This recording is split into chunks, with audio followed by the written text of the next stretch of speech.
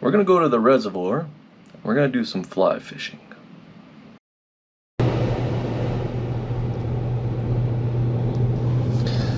We're heading up to Settlement Canyon Reservoir. We're going to do a little bit of fly fishing, see if we can get something on the fly. I'm going to have a woolly bugger. That's about all I'm going to use, is a woolly bugger and a strike indicator.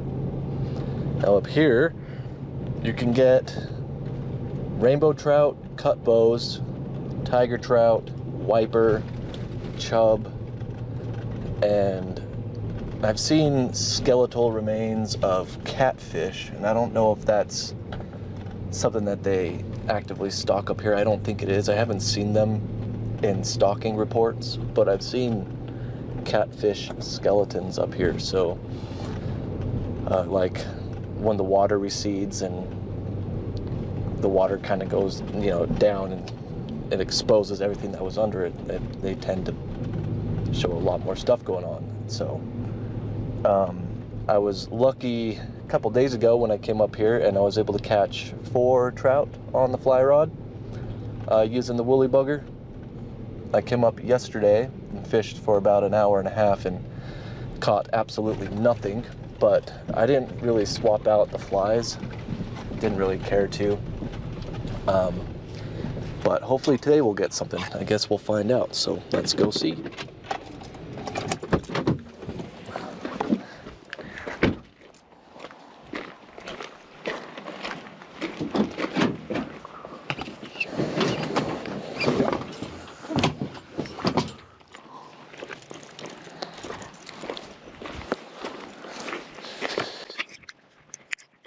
It's a little bit of a hike down. Let's go.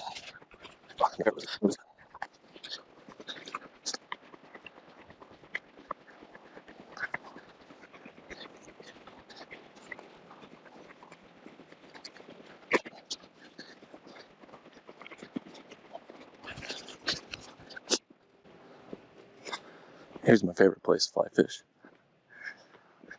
Right here. That's where one of the inlets is. There's another one on the other side of the reservoir over there, towards the east, southeast side.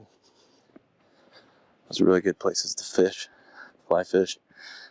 Caught a lot of good tiger trout in this area. So I'm using a 9-foot 6-weight rod from Piscifun, and it's a 4-piece. You can see I've got the woolly bugger on there already. I just keep it on there and then put it together when I get here. Sometimes I do it up there by the truck. It doesn't really matter where. It's a little long. I hear him jumping behind me, hitting the water surface. Water's a little bit cloudy, murky a little bit, but it's okay. The reason I got this is it's right here. It sounds like fairly good. And I'm good at it until you've done it for years. And I've only been doing it for about 2. Sorry, don't mind us. Oh, you're okay. That's a good place to be. I'm like, are you sure? It's picking up and going's the hard part. That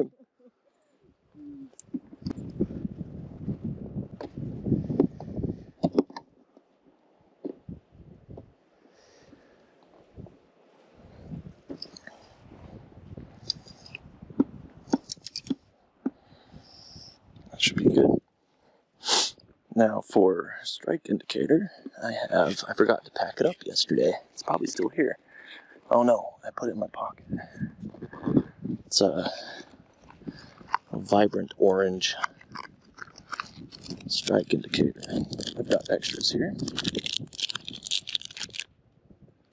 that there.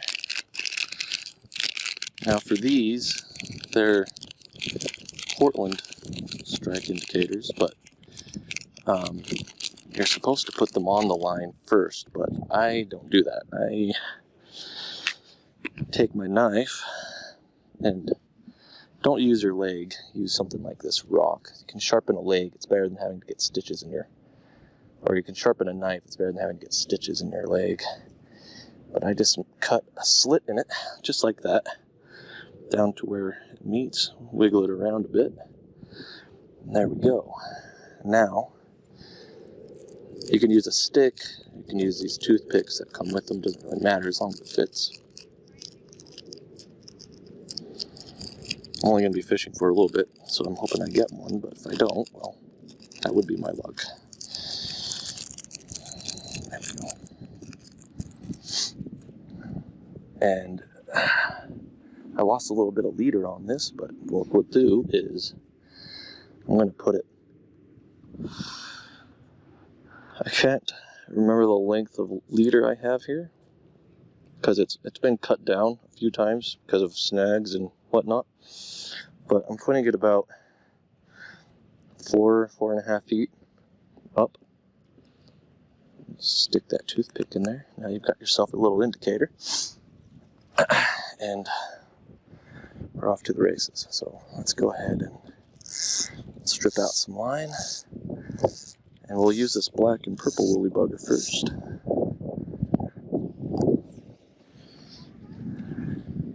And if they're not biting this, we'll just swap it out for a different one. There we go.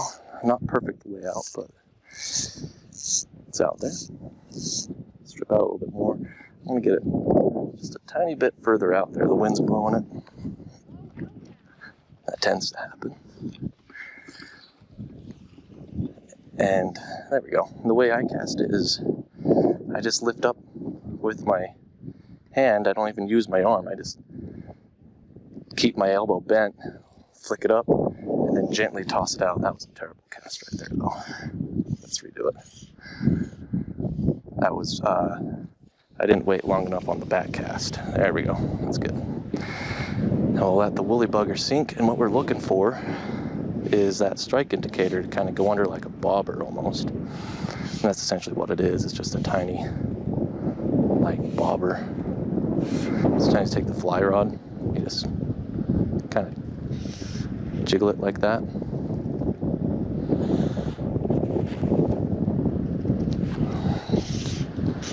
Give that woolly bugger a little bit of action.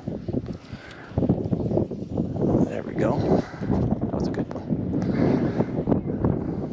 Ideally, I'd like to get just a tiny bit further out there, more towards the middle. I'm about 3/4 of the way there.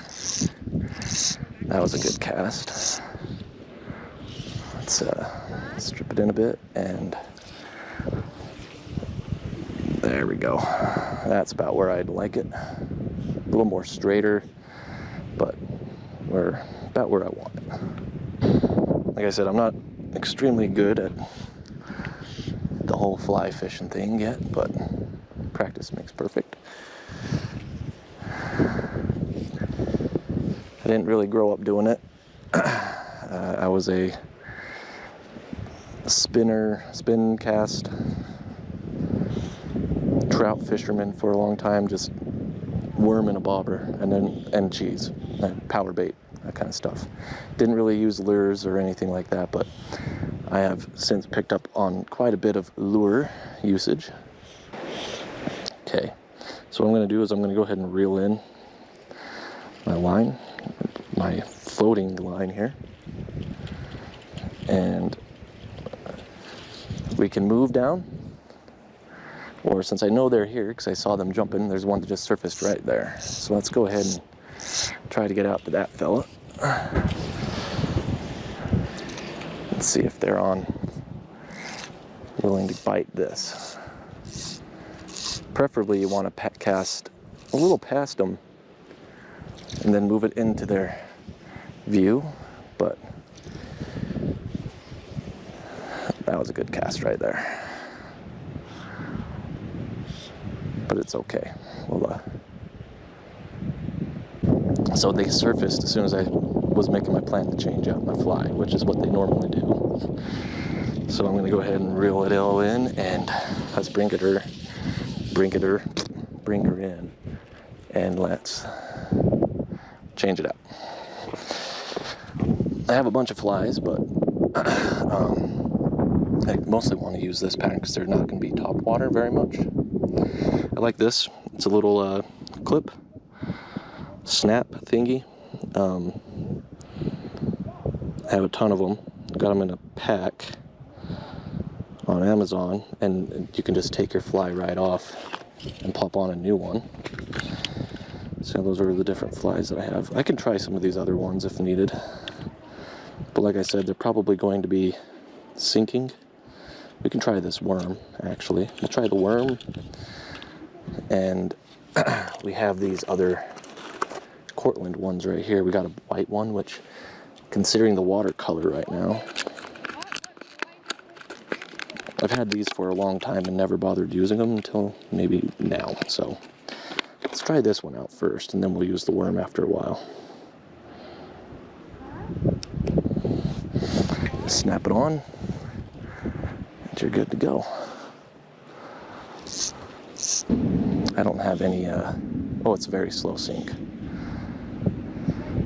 Split shot. I don't have any split shot. So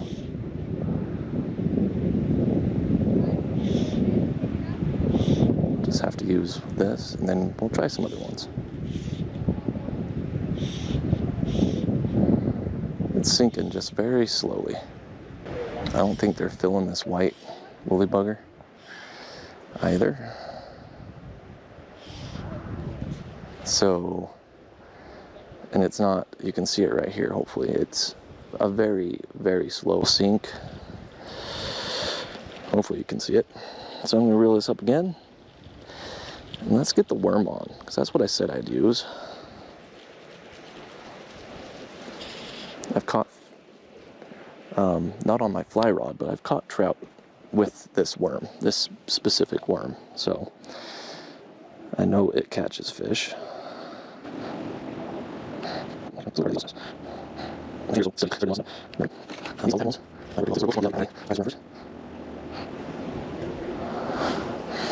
Because what trout doesn't like a worm, you know? And look at this. I don't think that one's mine, but I found one.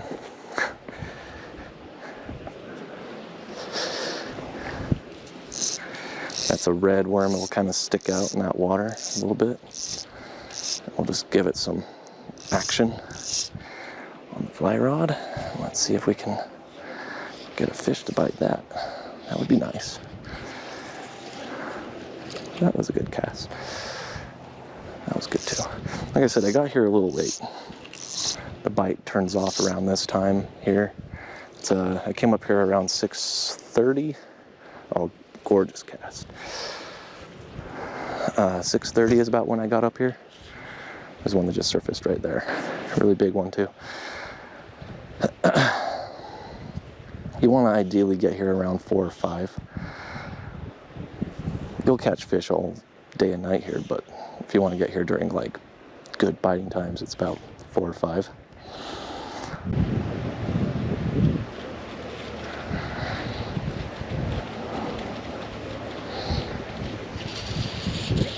Okay, let's go ahead and try that olive color. Oop.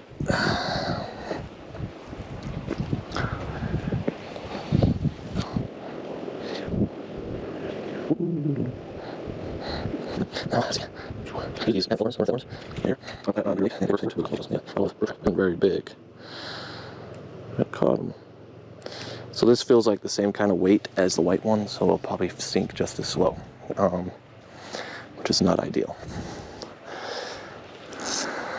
Kind of sits there and floats on top. Yeah, I need to invest in some small split shot, it looks like.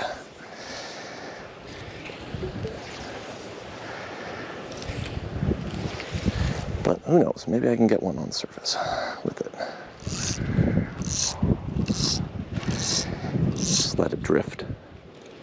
Maybe I'll get that one that kind of surfaces a bit every so often to come up and nab at it. I'll let it sit for a minute.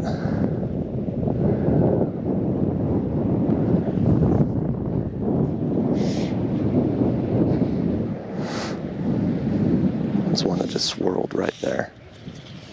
It's really hard to see because it didn't swirl really high or come out very far. But he certainly came out. He likes to go this way and then swim back up this way. That's like their feeding pattern right here in this little area. Swim up and swim down. Just hit the surface every once in a while. For this one, we'll just give it a quick little tug every now and then. But most of the time, we're just try another one. I'm probably swapping out more often than people probably normally do, but screw it. I want to try as much as I can. I don't get to go fishing on the weekends because of work, because I work the weekends. So I don't know if any of these are going to be good for current time of year. I do have a lot of grasshoppers out and about right now, so let's try one of these. So looks like a grasshopper, cricket kind of thing, bug. I think it floats. I think this one's supposed to float. Again, not ideal for right now. Yeah, it's floating. But maybe it'll be just enough for a trout to come up and be like, yup, and take it.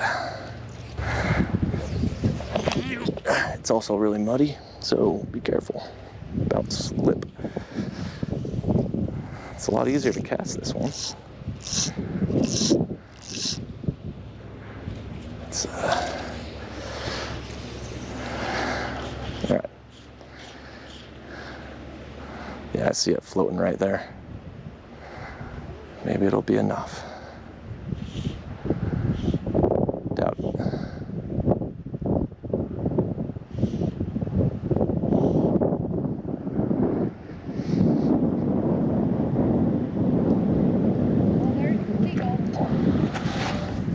Earlier in the week.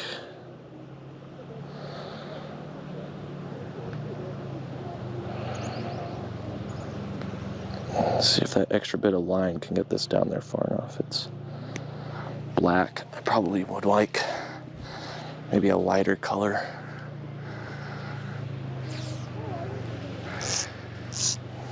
But we'll find out. Favorite thing about fishing is just the fishing part. Catching's cool, but you don't always have to catch. Sometimes you just have to get outside and enjoy it.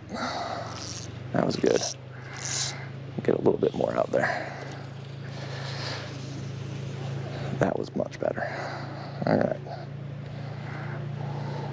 So yeah, again, I'm just keeping my arm straight on the back cast, parallel. My biceps parallel with my torso, and then I'm just making a 90-degree angle with my arm, my forearm, down to my hand, and I'm just doing this. And then when I'm doing my back cast, oh, that was a fish. They came in and nabbed it.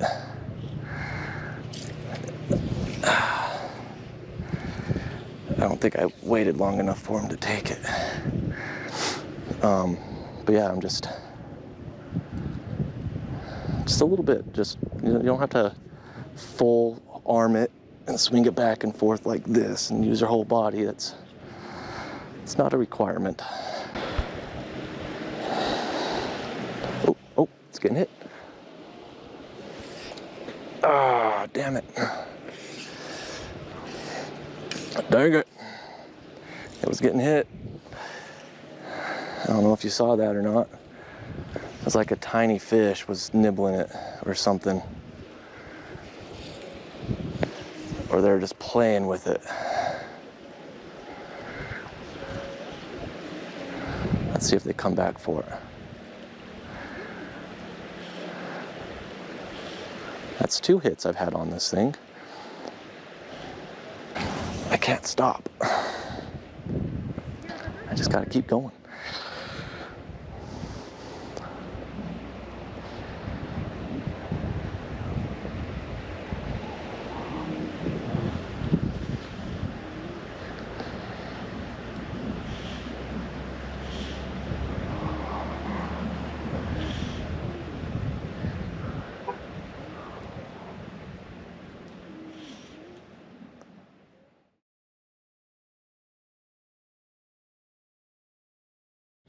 Anyways, failed tip and failed fishing trip, but it's okay.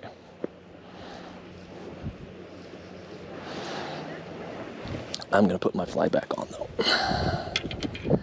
Doo-doo.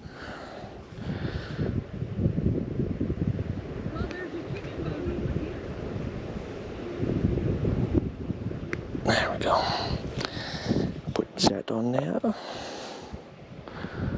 Good. Alright. Take good care of your fishing rods. If you take care of them, they'll take care of you.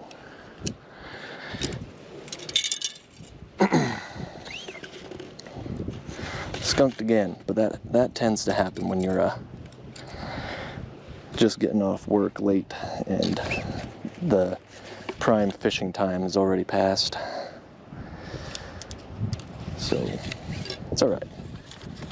It's not the first nor the last time I'll get skunked.